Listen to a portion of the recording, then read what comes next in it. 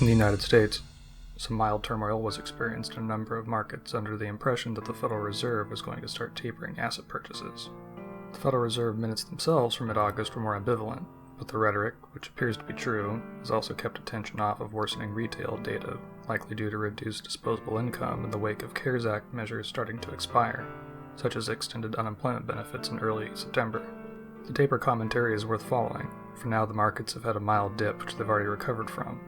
Chairman Powell's comments on the 27th further indicate an extreme level of apprehension toward dialing back quantitative easing measures. The primary commodity hit by this market uncertainty, oil, also saw a strong rebound when FDA approval was given to Pfizer's vaccine on the 23rd.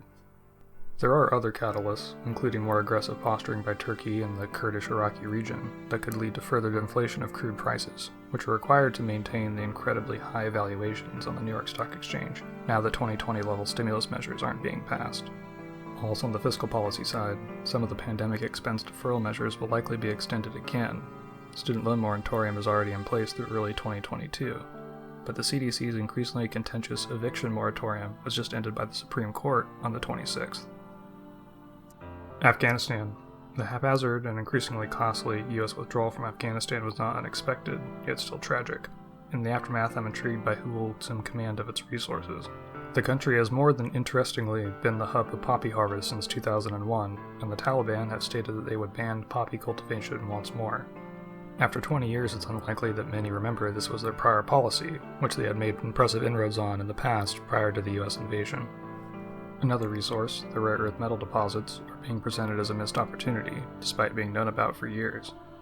Also worth monitoring is the actions of the now Taliban-controlled country's neighbors. Amusingly enough, China was making inroads economically years ago, mining copper and oil, while the United States was still fighting. Taiwan. A flashpoint in the tensions in Southeast Asia is the increasingly pro-independence talk that has exemplified Taiwan in the wake of the Hong Kong protests, and President Tsai Ing-wen's support growing in the 2020 election. While these events and the Trump administration's parting moves to further recognize Taiwan diplomatically have generated much political commentary, I'm more focused on both nations' mutually pressing supply concern, semiconductors. Well over half of the world's chip manufacturing occurs in Taiwan, far outpacing the United States and China. Addressing the supply choke point has clearly become a matter of national security, as China, with a sub-10% share of the global market, has committed nearly 10 trillion yuan, $1.4 trillion, toward technology independence as part of its next 5-year plan. The United States, with slightly over 10% share of the global market, have gradually begun to take smaller-scale subsidizing steps, beginning with the Trump administration onshoring push and deal for a chip plant in Arizona, and continuing with the Biden administration's $52 billion semiconductor funding measure integrated into the latest infrastructure bill. Both nations' moves acknowledge the importance of this market, but also belie the fact that a China and USA with less reliance on Taiwan may also see less need to ensure peace in the area. Ethiopia. An already uneasy situation with Egypt over damming of the Blue Nile, known as the GERD, has been further complicated by the protracted Tigray conflict, which sees Ethiopia and newly minted ally Eritrea committing atrocities against the Tigray People's Liberation Front, which has been accused of the same. Egypt looks to be strengthening ties to Djibouti, Kenya, and Somalia, the latter of which has also seen more military involvement by the United States over the past 2 months as strikes against al-Shabaab insurgents were resumed.